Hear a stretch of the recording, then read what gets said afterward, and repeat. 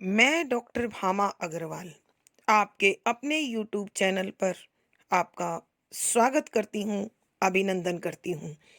प्यारे बच्चों, आज हम छायावाद के आधार स्तंभ कवि श्री जयशंकर प्रसाद जी द्वारा रचित आंसू कविता का अध्ययन करते हैं। यह उनका विरह काव्य है और गीति काव्य की शैली में रचा गया है। इसे कुछ आलोचक स्मृति काव्य भी मानते हैं। इस विरह काव्य में असीम वेदना का गर्जन है और करुणापूर्ण हृदय में विकल रागनी निरंतर बजती रहती है।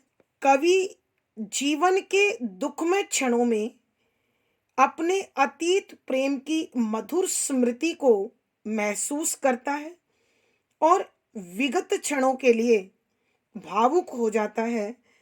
लेकिन कवि का मन उसे समझाता है कि उन भूली बिसरी यादों के लिए, उन विगत पलों के लिए क्रंदन और रुदन अर्थात रोना चिल्लाना दोनों व्यर्थ है। कवि ने प्रेम की इस वेदना का लाक्षणिक शब्दावली में छायावाद के अनुरूप वर्णन किया है। आंसू नामक इस कविता का दो बार प्रकाशन हुआ। प्रथम संस्करण 1972 में तथा दूसरा संस्करण 1980 में प्रकाशित हुआ। कवि इस कविता के विषय में स्वयं कहते हैं कि उनके हृदय में विरह रूपी अग्नि शीतल ज्वाला बनकर जलती है। उनके आंसू इसमें ईंधन का काम करते हैं और उनकी ठंडी वियोग से उत्पन्न आहें या सांसें हवा का काम कर इस अग्नि को और तेज कर देती है।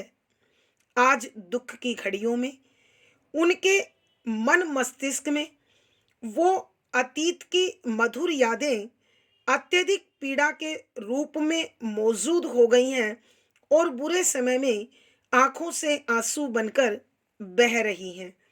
यहाँ कवि बताते हैं कि उनके प्रियतम का चंद्रमा रूपी चेहरा अत्यंत आकर्षक था।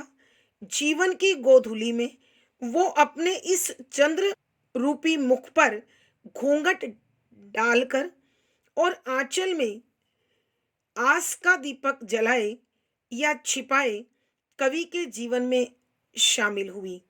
कवि अपनी नायिका के मुख की सुंदरता का वर्णन करते हुए कहता है कि काले घुंघराले बालों के बीच उनका गौर वर्ण चमकता हुआ चेहरा ऐसे लगता था मानो किसी ने चंद्रमा को जंजीरों से बांध दिया हो अथवा मणि वाले सांपों के मुख में हीरा या हीरे भरे हुए हों। कवि अपनी आंखों में आंसू भरकर अपनी पीड़ा को स्वयं पी रहा है और बता रहा है कि सृष्टि का नियम कुछ इस प्रकार का है। नक्षत्र पतन के समय भी प्रकाशित रहता है और अपने प्रकाश को जीवित बनाए रखता है। कवि बता रहे हैं कि एक कवि का धर्म है वह इस संसार की जीती जागती वेदनाओं को चुने और उनकी ऐसी रचनाएं रचें जो संसार के लोगों का मनोरंजन करें, उनके मन के दुख को हल्का करें, क्योंकि बाद में यही कथाएं लोगों को आनंद देने के लिए शेष रहेंगी। इस पीड़ा से भरे संसार में पतझड़ कि तुम एक कोमल होली के रूप में जलती रही हो और कवि अपनी प्रियतमा के चेहरे की लालिमा को संबोधित करते हुए कहते हैं कि तुम सदा सुहागिन बनकर मानव जाति के सिर की रोली के समान विराजित रहती हो। अंत में कवि बता रहे हैं आंसुओं की वर्षा से प्रसन्नता रूपी नदी के दोनों किनारे हरे भरे रहें और इनमें निर्मल जल यानी जीवन रूपी नदी में निर्मल जल भरा रहे। कवि अपने भूली बिसरी इन यादों पर या अपने अतीत की इन मधुर यादों पर विलाप करना, रोना व्यर्थ मानता है और अपने मन के भावों को कुछ इस प्रकार व्यक्त करता है कि आइए बच्चों, अब हम कविता के पदों की व्याख्या आरंभ करते हैं। पद संख्या 5। बांधा था विधु को किसने, इन काली जंजीरों से, मणि वाले फणियों का मुख क्यों भरा हुआ हीरों से। प्रसंग। प्रस्तुत पद हमारी हिंदी की पाठ्य पुस्तक आधुनिक हिंदी कविता में संकलित छायावाद के आधार स्तंभ कवि श्री जयशंकर प्रसाद जी द्वारा रचित आंसू नामक कविता से लिया गया है। यह कविता गीति काव्य के तत्वों को लेकर विरह भावना से ओतप्रोत है, इसलिए इसे विरह काव्य भी कहा जाता है। संदर्भ।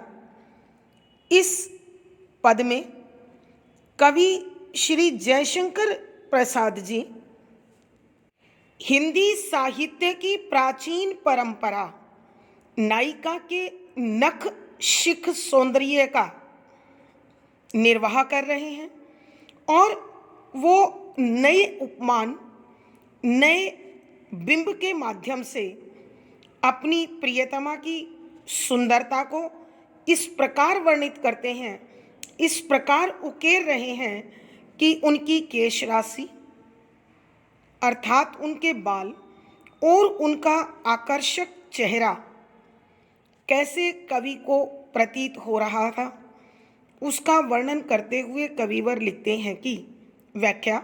शब्दों के अर्थ साथ साथ। बांधा बांध दिया था, विधु चंद्रमा को किसने किसने, काली काले रंग वाली जंजीर श्रृंखलाओं से, मणि वाले सांप, फणियों सर्प सांप, मुख चेहरा। यहाँ कविवर अपनी प्रियतमा नायिका के सौंदर्य का वर्णन करते हुए कहते हैं कि उनका सुंदर गौरवर्णीय मुख हीरे की भांति चमचमाता हुआ था, चंद्रमा की भांति जाज्वल्यमान था। इसलिए कवि उनके गहरे काले घुंघराले बालों का और उनके सुंदर चेहरे का वर्णन करते हुए कहते हैं कि मेरी नायिका का गोरा चेहरा जो चांद के समान चमकता हुआ था, उसके इर्द गिर्द, उस चेहरे के चारों ओर, उनके चेहरे पर लटकती हुई काली घुंघराली बालों की लटें देखकर ऐसा लगता था मानो किसी ने चंद्रमा को काली जंजीरों से जकड़ रखा हो। अर्थात कवि के कहने का भाव यह है कि नायिका के लहराते हुए काले घुंघराले बाल और उनका गोरा चेहरा बड़ा आकर्षक था। मणि वाले फणियों का मुख क्यों भरा हुआ हीरों से, कि आगे कवि इसी चेहरे और बालों की प्रशंसा में एक नई कल्पना, एक नया उपमान लेकर कहते हैं कि नायिका के बाल काले घुंघराले जो हैं वो बल खाते सांपों की भांति दिखाई देते हैं और मांग में सिंदूर के साथ जो नग लगे हुए हैं उन्हें देखकर ऐसा लगता है कि किसी ने मणि वाले सांपों का मुख हीरों से भर दिया हो। कहने का अर्थ यह है कि अपनी प्रियतमा की सिंदूरी मांग और उसमें लगे हुए नग उन्हें हीरे का आभास देते हैं। इसलिए कवि को नायिका का चेहरा, उनकी मांग में सजा हुआ सिंदूर, सिंदूर में लगे हुए नग अत्यधिक आकर्षक मोहक लग रहे हैं और कवि उसके साथ विभिन्न कल्पनाओं को कल्पित कर, विभिन्न कल्पनाओं को संजोकर अत्यंत प्रसन्न हैं। आइए बच्चों, एक बार फिर हम इस पद की व्याख्या करते हैं। यहाँ कवि जयशंकर प्रसाद जी अपनी नायिका के गोरे मुख और काले घुंघराले घनी केश राशि को देखकर, घने बालों को देखकर अत्यंत प्रसन्न है और उनके मन में मांग जो सजी हुई है सिंदूर व नगों से, उसे भी देखकर अनेक नई कल्पनाएं जन्म लेती हैं।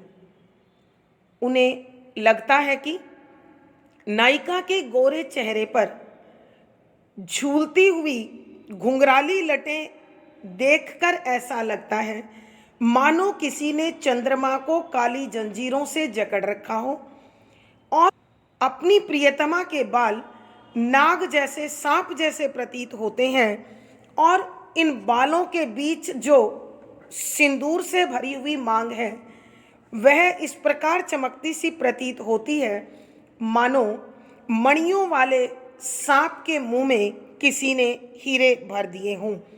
अर्थात कवि इन सुंदर कल्पनाओं के माध्यम से नायिका की सुंदरता का अत्यंत आकर्षक और विलक्षण वर्णन करते हैं। भावार्थ, कवि के कहने का भाव यह है कि उनकी नायिका अद्वितीय रूप सौंदर्य की धनी थी, कवि के मन में नवीन कल्पनाओं को जन्म दे रहा था।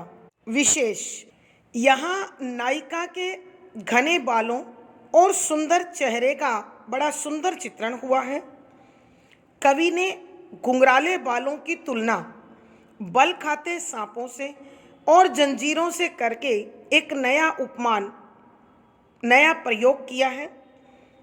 शुद्ध साहित्यिक खड़ी बोली का प्रयोग है।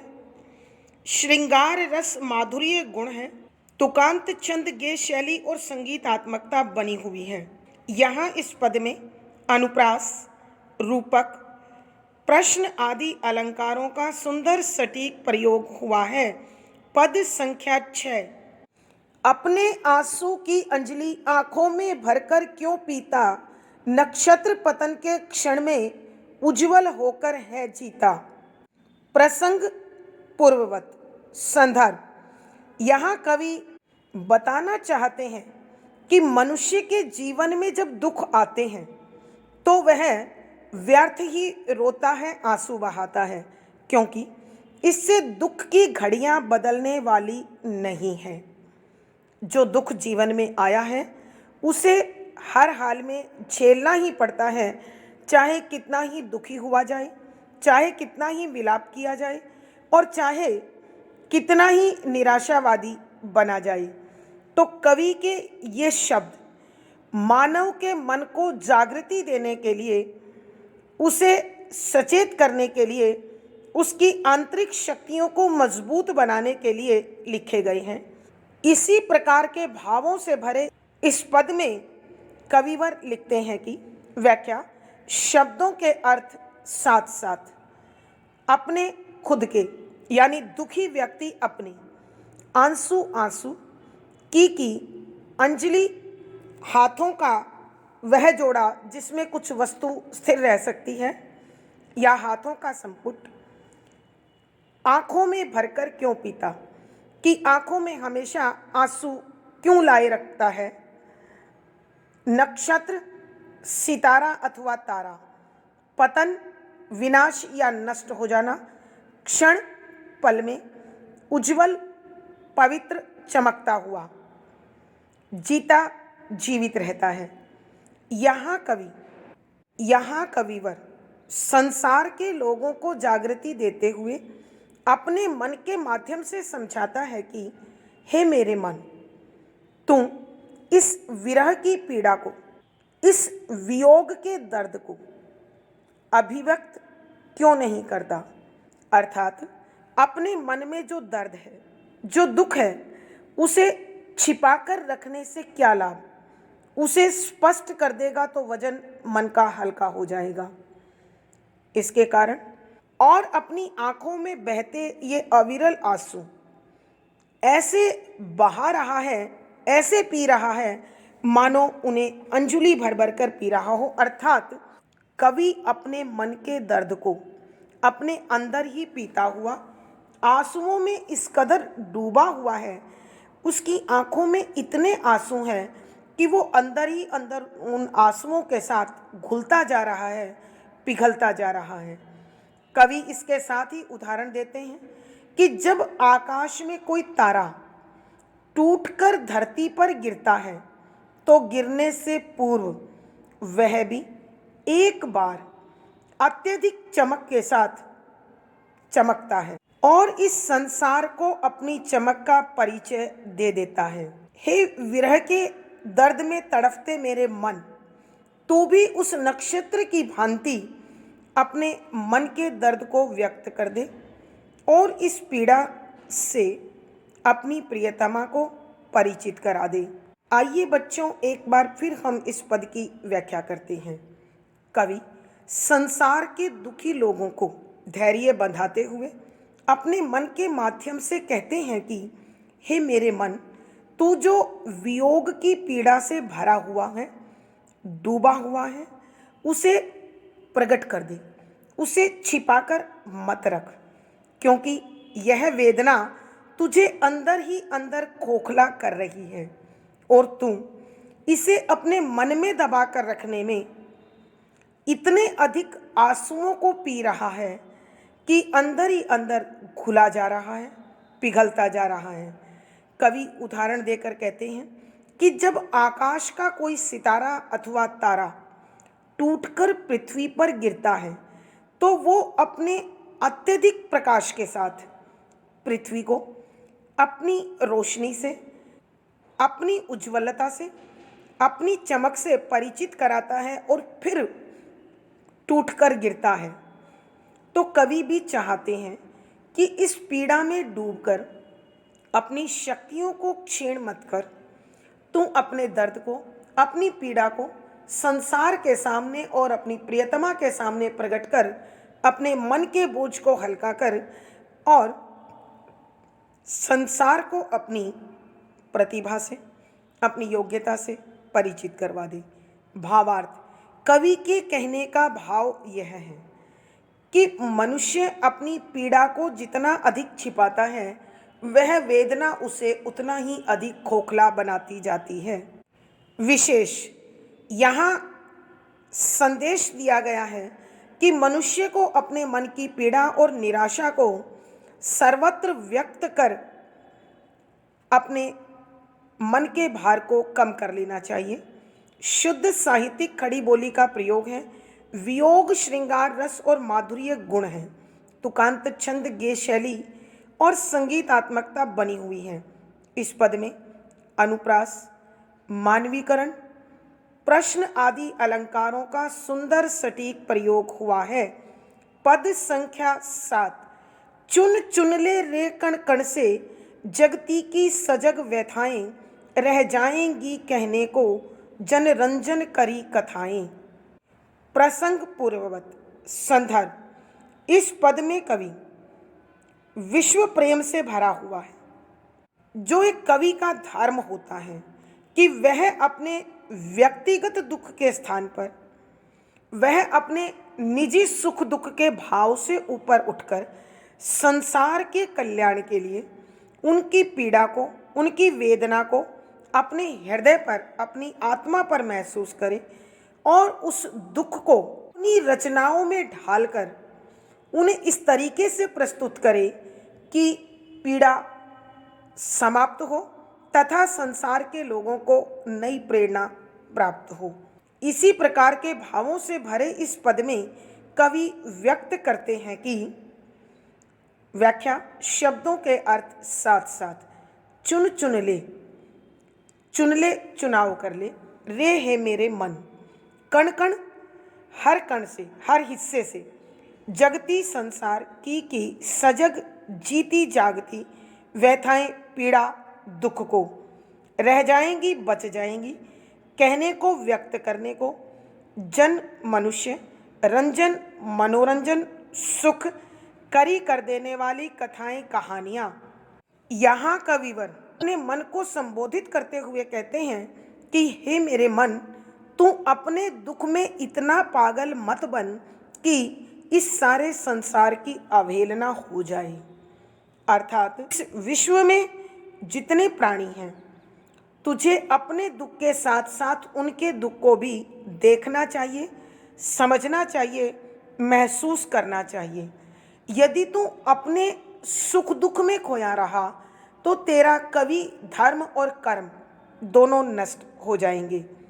इसलिए तू अपनी पीड़ा को भूलकर इस संसार में चुन चुन ले रे कनकन से जगती की सजग व्यथाएं, कि तू इस संसार के हर कोने में समाई, हर कण में समाई हुई इस संसार की जीती जागती पीड़ा को, कष्ट को चुन और उसे दूर करने का प्रयास कर।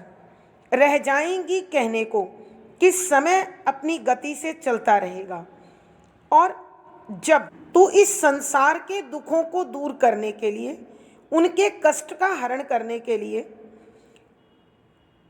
प्रयास करेगा, तो इस संसार के जितने दर्द हैं, दुख हैं, पीड़ा है, व्यथा है, वो कहानी बनकर रह जाएंगी। इसलिए तू संसार की समस्त व्यथाओं को अपने हृदय में समेटकर रचनाओं को रच और संसार के कष्ट को दूर करने की कोशिश कर, क्योंकि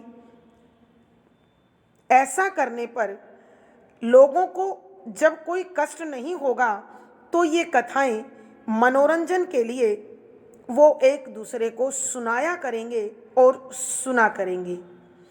आइए बच्चों, हम एक बार फिर इस पद की व्याख्या करते हैं। यहाँ कविवर अपने मन को संबोधित करते हुए कहते हैं कि हे मेरे मन, इस संसार में तेरा ही दुख सबसे बड़ा नहीं है। तू अपने ही मन में समाये इस दुख में डूबा रहा तो तेरे कवि कर्म और धर्म की अवहेलना हो जाएगी। तुझे इस संसार भर के जीवों की अनेक ऐसी जीती जागती पीड़ा को, दर्द को, वेदना को, कथा को महसूस करना है और अपने हृदय में उसे संजोकर उनके कल्याण के लिए प्रयास करना है, क्योंकि समय बीतने पर जब लोगों को कोई कष्ट नहीं रहेगा तो तेरे द्वारा किए गए ये प्रयास और लोगों की दर्द, वेदना, पीड़ा से भरी हुई ये कथाएं एक दूसरे को मनुष्य मनोरंजन के लिए सुनाएंगे और सुनेंगे, जिससे उनका मन आनंद प्राप्त करेगा और साथ ही साथ दुखों में संभलने की शक्ति प्राप्त करेगा। भावार्थ, कवि के कहने का भाव यह है कि यह विशाल संसार, विराट संसार अनेक प्रकार के दुखों से घिरा हुआ है। अतः मनुष्य को निजी दुख में इतना अधिक नहीं खोना चाहिए कि उसके सांसारिक धर्म का नाश हो जाए। विशेष यहाँ कवि की उदात्त भावनाओं का परिचय मिलता है और वो अपनी तथा संसार की पीड़ा का तालमेल करता हुआ पीड़ाओं को समाप्त करने का प्रयास कर अपने मानव धर्म का निर्वाह कर रहा है। शुद्ध साहित्यिक खड़ी बोली का प्रयोग है, शांत रस प्रसाद गुण है, तुकांत छंद गे शैली और संगीतात्मकता समाई हुई है। इस पद में अनुप्रास, पुनरुक्ति प्रकाश, संबोधन, पदमैत्री आदि अलंकारों का सुंदर सटीक प्रयोग हुआ है। पद संख्या 8, इस व्यथित विश्व पतझड़ की तुम जलती हो मृदु होली, हे अरुणे सदा सुहागिनी मानवता सिर की रोली। प्रसंग पूर्ववत। संदर्भ, यहाँ कविवर अपनी प्रियतमा के जीवन से चले जाने पर उनके मन में जो वियोग जन्य पीड़ा है, जो दर्द है, कवि उसे संसार के कल्याण के लिए, संसार की भलाई के लिए, मानवता की रक्षा के लिए बड़ा उदात्त, भव्य और व्यापक रूप प्रदान करते हुए लिखते हैं कि व्याख्या, शब्दों के अर्थ साथ साथ इस जो आंखों के सामने प्रत्यक्ष है, व्यथित, दुखी, विश्व संसार, पतझड़ पतझड़ के समान सौंदर्यहीन। तुम मेरे मन की पीड़ा, जलती जलती हुई मृदु कोमल होली, हवन कर देने वाली, नष्ट कर देने वाली। हे अरे अरुणे लाल रंग वाली, सदा हमेशा सुहागिनी, सौभाग्यवती, मानवता, मानवता की सिर की रोली, कुमकुम, सौभाग्य का चिन्ह, कल्याण का चिन्ह। तो कवि अपने मन की पीड़ा को संबोधित करता हुआ कहता है कि हे मेरी पीड़ा, हे मेरे दर्द, ये पूरा का पूरा संसार दर्द से डूबा हुआ है, क्योंकि अनेका अनेक प्रकार के दर्द इस संसार में समाये हुए हैं। और इस पीड़ा के कारण, इस वेदना के कारण इस सारे संसार की दशा पतझड़ के समान हो गई है। अर्थात जिस प्रकार पतझड़ में पेड़ ठूठ बन जाते हैं, उनसे फूल, पत्ती, फल का सौंदर्य छीन लिया जाता है, ठीक उसी प्रकार इस संसार के लोगों में जो दर्द है, जो पीड़ा है, वह उनके आसपास के सुख को भी उन्हें अनुभव नहीं करने देती। तो तुम इस संसार की दुखों और पीड़ा पर जलती हुई होली के समान हो। अर्थात यह एक मनोवैज्ञानिक सत्य है कि जो दर्द मनुष्य स्वयं झेल रहा होता है, वही दूसरों के दर्द को अनुभव कर पाता है, अन्यथा उसे वह दर्द मात्र एक बहाना और नाटक सा प्रतीत होते हैं। इसलिए कवि को अपनी पीड़ा का तालमेल सांसारिक पीड़ा हो रहा है, और कवि संसार की पीड़ा को अपने हृदय में अनुभव करते हुए उनकी पीड़ाओं को, उनके दर्द को, उनके कष्ट को मिटाने की कोशिश कर रहे हैं। इसीलिए कवि अपनी पीड़ा को पुनः कहते हैं कि हे अरुणे, हे लालिमा, तुम सदा सुहागिन रहने वाली हो, क्योंकि प्रत्येक पीड़ित व्यक्ति के मन में तुम्हारा ठिकाना बना हुआ है, और सारी की सारी मानवता के दर्द को तुम समझने में और मिटाने में सहायक होने के कारण तुम रोली के समान पवित्र हो, शुद्ध हो, सात्विक हो। अर्थात कवि के कहने का अर्थ यह है कि तू इस सारी मानवता को कल्याण कर देने वाली है। हे मेरे वियोग जन्य पीड़ा, तू इस संसार में मुझे परोपकार, सहानुभूति, संवेदनशीलता, कृतज्ञता और दूसरों के दुख को निवारण करने की शक्ति प्रदान कर रही हो। अतः तुम स्वयं मानवता का जीता जागता स्वरूप हो। आइए बच्चों, हम एक बार फिर इस पद की व्याख्या करते हैं। यहाँ कविवर अपने मन की पीड़ा को संबोधित करते हुए कहता है कि हे पीड़ा, हे वेदना, यह सारा का सारा संसार दुखों से घिरा हुआ है।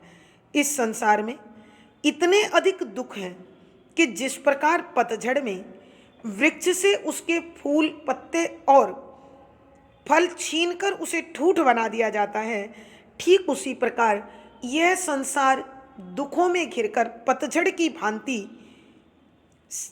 नीरस बन चुका है। और तुम, यानी कवि अपने मन की वेदना को कहता है कि तू इस संसार की सारी पीड़ा और दुख को नष्ट कर देने वाली होली के समान है, क्योंकि कवि का दुखी मन संसार के दुख को अपने अंदर समेटकर, उसे अनुभव कर, उसके निवारण के लिए नए प्रयास करेगा, और उन प्रयासों से संसार के लोगों का कष्ट कम होगा, उनकी निरसता कम होगी, और उनके मन में जो निराशा उत्पन्न हो गई है, उसे यह मन की वेदना समाप्त कर देगी। आगे कवि व्यक्त करते हैं कि हे मेरे मन की वेदना, तुम वो लालिमा हो जो सदा सुहागिन रहने वाली है, क्योंकि प्रत्येक मन में तुम्हारा स्थायी ठिकाना है, निवास है। तुम सारी मानवता के मस्तक की पूर्ण पवित्र, शुद्ध, सारे संसार के माथे की पवित्र और सात्विक रोली हो, जिसके कारण यह मानवता अब सौभाग्यवती बनने वाली है, क्योंकि तुम्हारे ही कारण मेरे हृदय में परोपकार, सहानुभूति, संवेदनशीलता, कृतज्ञता और वेदना को समाप्त करने के भाव उत्पन्न हो रहे हैं और मुझे तुम मानवता के पथ पर ले जा रही हो। भावार्थ: कवि के कहने का भाव यह है कि एक दुखी मन ही दूसरों के दुख को अनुभव कर सकता है। विशेष यहाँ कवि ने अपने मन की वेदना के लिए जो भाव व्यक्त किए हैं वो सार्थक हैं, सही हैं। शुद्ध साहित्यिक खड़ी बोली का प्रयोग है, वियोग श्रृंगार रस माधुर्य गुण है, तुकांत छंद गेय शैली और संगीतात्मकता बनी हुई है। इस पद में संबोधन, रूपक, अनुप्रास आदि अलंकारों का सुंदर सटीक प्रयोग हुआ है। पद संख्या 9। सुवर्षा से सिंचकर दोनों ही कूल हरा हो, उस शरद प्रसन्न नदी में जीवन द्रव अमल भरा हो। प्रसंग पूर्ववत। संदर्भ: यहाँ कवि ने अपने जीवन में नायिका के साथ बिताए मधुर पलों में प्रेम की अनुभूति और उसके जीवन से चले जाने के बाद विरह की अनुभूति दोनों प्राप्त किए हैं, और इन अनुभवों के आधार पर कवि सांसारिक सुख और दुख को एक नए दृष्टिकोण के साथ, एक नए भाव के साथ, एक नई विचारधारा के साथ देखता है और इन दोनों में तालमेल करने का संदेश देता हुआ लिखता है कि सु आँखों से बहने वाला जल वर्षा के जितनी मात्रा में सींचने के बाद दोनों ही अर्थात सुख और दुख, कूल किनारा हरा हो, हरा भरा रहे, जीवंत बना रहे। यहाँ कविवर बताना चाहते हैं कि मनुष्य सुख की घड़ियों में भी भावुक हो जाता है और दुख में भी। अतः ये दुख और सुख जीवन रूपी नदी के दो किनारे हैं। आँखों से बहने वाला जल आंसू के रूप में इन दोनों किनारों को हरा भरा रखने के लिए, जीवन को पूर्ण बनाने के लिए, संसार में तालमेल स्थापित करने के लिए सदैव हरा भरा रहना चाहिए। अर्थात प्रत्येक व्यक्ति के जीवन में सुख और दुख दोनों का तालमेल होगा तो वह मानवता का सच्चा सेवक हो सकता है, क्योंकि वह अपनी अनुभूति के साथ सांसारिक अनुभूतियों को समायोजित कर सकता है, अनुभूत कर सकता है, महसूस कर सकता है। उस शरद प्रसन्न नदी में जीवन द्रव अमल भरा हो। द्रव तरल पदार्थ, अमल निर्मल, भरा भरा रहे। कि यहाँ कविवर कहते हैं प्रत्येक व्यक्ति के जीवन रूपी नदी में शुद्ध और सात्विक जल हमेशा भरा रहे। शरद वो ऋतु होती है जहाँ वातावरण अत्यंत पवित्र, शुद्ध और शांत बन जाता है।